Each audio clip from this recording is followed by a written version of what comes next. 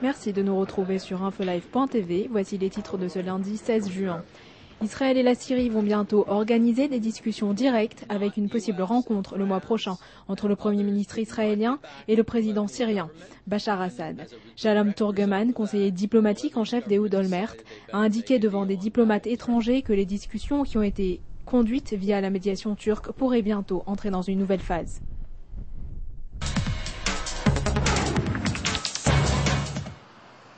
Le ministère israélien de l'Intérieur a approuvé le projet qui consiste à construire de nouveaux logements à Jérusalem, y compris près de 2000 dans l'est de la ville. Le projet fait partie d'un plan à long terme de la ville qui prévoit la construction de 40 000 nouveaux appartements d'ici 10 ans et concerne aussi Gilo et Ramoth, quartiers construits après la guerre des 6 jours en 1967.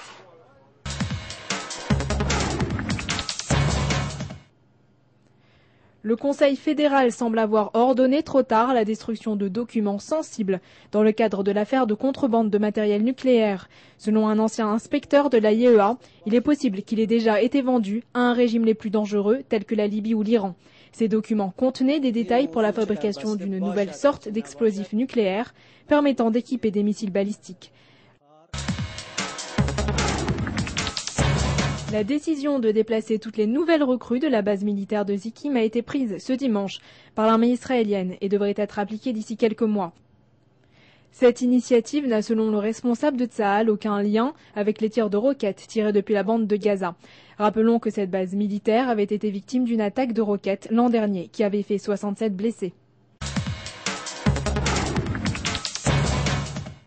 Israël mène dans de nombreux domaines, mais qui aurait cru qu'elle fait également partie des pays qui travaillent le plus au monde. En effet, d'après la Banque Israël, 5% des Israéliens gagnent plus de 30 shekels par heure et travaillent plus de 60 heures par semaine. Israël s'assure ainsi la 4e place dans la liste de l'OECD.